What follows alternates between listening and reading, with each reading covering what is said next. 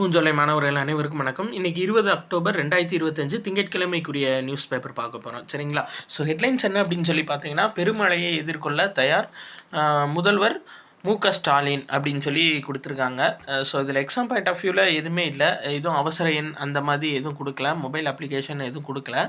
ஆனால் இருந்தாலும் நம்ம பார்க்க வேண்டியது என்னென்னா, டிஎன் அலர்ட் அப்படின்ற செயலி போன ஆண்டே வெளிவிட்டாங்க. இதோட மெயின் நோக்கம் என்னென்னா, தமிழ்நாடு சார்ந்து அனைத்து வானிலை அறிக்கையும் நம்ம இதில் தெரிஞ்சுக்கலாம். மெயினாக வடகிழக்கு பருவமழைக்கான எச்சரிக்கையை கொடுக்கறதுக்காக, அது சார்ந்த தகவல்களை தெரிவிக்கிறதுக்காக கொண்டு வரப்பட்டதான் இந்த டிஎன் அலர்ட் அப்படின்ற செயலி. ஸோ இதை மட்டும் நீங்கள் பேசிக்காக ஞாபகம் வச்சுக்கோங்க. அடுத்து பார்க்கலாம். ரயில் ஒன் அப்படின்ற ஆப்பு அறிமுகப்படுத்தியிருக்காங்க. நம்ம ஏற்கனவே சொல்லியிருந்தோம், ரயில் ஒன் ஆப்புன்றது அறிமுகப்படுத்த போகிறாங்க அப்படின்னு சொல்லியிருந்தோம். நேற்று தென்னிந்திய ரயில்வே சார்பாக இது அறிமுகப்படுத்தியிருக்காங்க. ஸோ இந்த ரயில் ஒன் ஆப் மூலயமா எல்லாமே இன்டகிரேட்டடாக ஒரே இதில் வந்துடும். அதாவது யூடிஎஸ் ஆப் தனியாக வச்சுருப்போம், ஃபுட் டெலிவரிக்கு ஒரு ஆப் வச்சுருப்போம். ஸோ அந்த மாதிரி இல்லாமல், அதாவது முன்பதிவு பயணச்சீட்டுகள், தட்கல் பயணச்சீட்டு, நடைமேடை அனுமதி சீட்டு, பிளாட்ஃபார்ம் டிக்கெட்டு, சீசன் டிக்கெட்டு எல்லாமே இதில் எடுத்துக்கலாம் அப்படின்று சொல்லியிருக்காங்க. அது போக ஃபுட்டு நம்ம ஆர்டர் பண்ணோம் அப்படின்னாலும் நம்ம இதில் ஆர்டர் பண்ணிக்கலாம் அப்படின்னு சொல்லிட்டு சிங்கிளாக ஒரே இதில் கொண்டு வந்திருக்காங்க இன்டகிரேட்டடாக. ஸோ அதுதான் என்ன அப்படின்னா ரயில் ஒன் செயலி. சரிங்களா? ரயில் ஒன் அப்படின்ற மொபைல் அப்ளிகேஷன். Right, okay. அடுத்தது பார்க்கலாம். நம்ம ஏற்கனவே சொல்லியிருந்தோம், 2035 பாரதிய அந்தர்திக் ஸ்டேஷன் அப்படின்னு சொல்லிட்டு ஒரு சர்வதேச விண்வெளி நிலையம் இந்தியா கட்டமைக்க போகிறாங்க. அதுக்கான எடை 52 டன்னாக இருக்கும் அப்படின்னு இஸ்ரோவோட தலைவர் நாராயணன் சொல்லியிருக்காரு.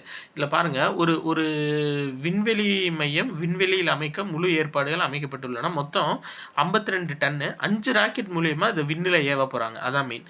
அதாவது ஒரே ராக்கெட்டில் இந்த அந்தர்திக் ஸ்டேஷனை போய் அங்கே நிறுவ முடியாது. 5 ராக்கெட்டில் எடுத்துகிட்டு போய் ஒவ்வொரு பார்ட்ஸ் போய் ஃபிட் பண்ண போகிறாங்க. ஸோ முதல் ராக்கெட்டு 2028ஆம் ஆண்டு போக போகுது.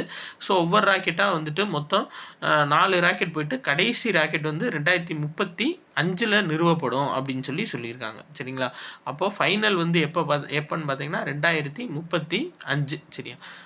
இதில் வேறு நம்ம ககன்யான் திட்டம், அது 2027 விண்வெளிக்கு மனிதர்களை அனுப்பக்கூடிய திட்டம்.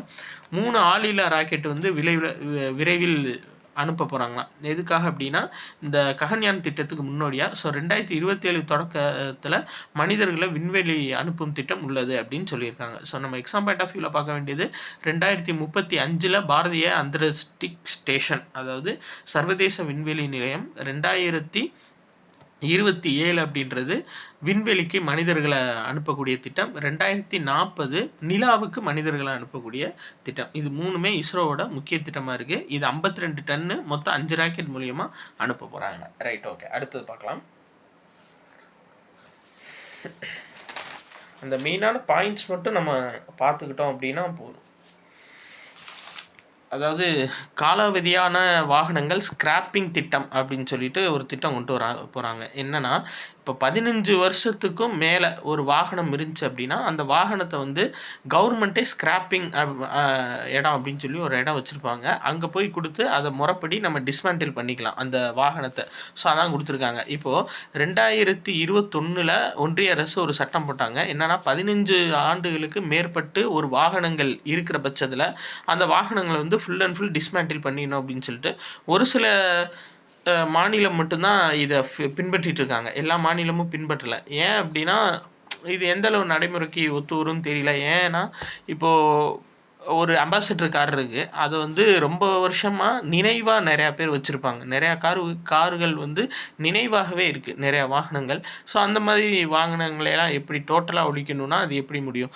அது கரெக்டாக அதாவது ஃபிட்னஸ் சர்டிஃபிகேட் வாங்கி அதை எக்ஸ்டெண்ட் பண்ணிகிட்டே போகலாம். அதே மாதிரி இப்போ வர்ற கார் எல்லாமே போர்டாக இருக்குது, BS6ன்னு போட்டு எதுனாலும் போர்டு போச்சு அப்படின்றாங்க. ஆனால் பழைய கார்கள் பார்த்தீங்க அப்படின்னா, முக்கியமாக அம்பாசிடர் கார் ஒரு 2 வீலர் மெக்கானிக் கூட சரி பண்ணுற அளவு தான் இருக்குது. அப்போ ஒரு மக்கள், ஒரு மிடில் கிளாஸ் ஃபேமிலி ஒரு கார் வச்சு அதை ஃபிட்னஸ் சர்டிஃபிகேட் வாங்கி அதை எக்ஸ்டெண்ட் பண்ணிக்கலாம். ஆனால் இது இன்னும் தமிழ்நாடு ஏற்றுக்கல. இப்போதைக்கு அரசு வாகனங்கள் எது 15 வருஷத்துக்கு மேலே ஆச்சோ அது எல்லாத்தையும் ஸ்க்ராப்பிங் பண்ணுவோம் அப்படின்னு சொல்லி ஒரு திட்டம் வகுத்துருக்காங்க. இதை மட்டும் நீங்கள் பேசிக்காக ஞாபகம் வச்சுக்கோங்க. ஸ்க்ராப்பிங் திட்டம் அப்படின்னா இதுதான். சரிங்களா? ரைட்டு. அதாவது கவர்மெண்ட்டே அந்த ஸ்க்ராப்பிங்க்கான இது வச்சுருக்காங்க. அதை மட்டும் ஞாபகம் வச்சுக்க வேண்டியதான். வேறு மூன்றாம் பாலினத்தவருக்கு சம வாய்ப்பு கொள்கை உருவாக்க மத்திய அரசு உத்தரவிட வேண்டும்னு சொல்லியிருக்காங்க. இதில் நம்ம எக்ஸாம் பாயிண்ட் ஆஃப் வியூவில் பார்க்க வேண்டியது ஒன்று தான். அதாவது 2019ஆம் ஆண்டு தான் மூன்றாம் பாலினவர்கள் உரிமை பாதுகாப்பு சட்டம் அமலுக்கு வந்தது. சரியா? அப்போ இதை ஞாபகம் வச்சுக்கோங்க. மூன்றாம் பாலினத்தவர் உரிமைகள் பாதுகாப்பு சட்டம் எந்த ஆண்டு அப்படின்னா 2019. இதை மெயினாக நீங்கள் ஞாபகம் வச்சுக்கணும். சரியா?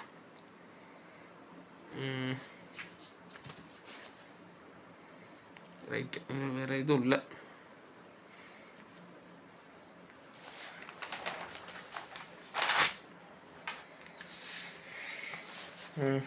இவர் அடிக்கடி வர்றாருப்பா. நீங்கள் திரும்ப திரும்ப நீங்கள் ஞாபகம் வச்சுக்கணும். ஏன்னா ஏற்கனவே சொல்லியிருக்கோம். அதாவது உத்தரப்பிரதேச மாநிலம் நொய்டாவில் வந்து டென்னிகாய்ட் போட்டி நடந்துகிட்ருக்கு. தேசிய சீனியர் டென்னிகாய்ட். அதில் வைரமுத்து சாம்பியன் பட்டம் வென்றிருக்காரு, தங்கம் வென்றிருக்காரு. ஸோ திரும்ப திரும்ப கொடுக்குறாங்க, ஞாபகம் வச்சுக்கோங்க. அப்போ வைரமுத்து, தமிழ்நாட்டை சேர்ந்த வைரமுத்து, அவர் எந்த விளையாட்டுடன் தொடர்புடையவர் அப்படின்னா டென்னிகாய்ட் விளையாட்டுடன் தொடர்புடையவர். இந்த இது பாருங்கள். உலக ஜூனியர் பேட்மிண்டன் போட்டி மகளிர் ஒற்றையர் பிரிவில் தாய்லாந்தோட அனியா பட் சாம்பியன் பட்டம் வென்றிருக்காங்க. இதில் இந்தியாவோட தன்வி சர்மா வெள்ளி பதக்கம் வென்றிருக்காங்க. சரிங்களா? அப்போ தன்வி சர்மா எந்த விளையாட்டுடன் தொடர்புடையவங்க அப்படின்னா பேட்மிண்டன் விளையாட்டுடன் தொடர்புடையவங்க. வேறு இதில் இந்த ஜப்பான் ஓப்பன், ஷாங்காய் ஓப்பன்லாம் இருக்குது. அது நம்மளுக்கு தேவையில்லப்பா. அது நான் பிடிஎஃப்பில் கொடுக்குறேன். அது அதெல்லாம் கேட்க மாட்டாங்க. கிராண்ட் ஸ்லாம் வந்தால் மட்டும் நம்ம பார்த்துக்கலாம். சரி, ஓகே. இன்றைக்கி நியூஸ் வந்துட்டு அவ்வளோதான்.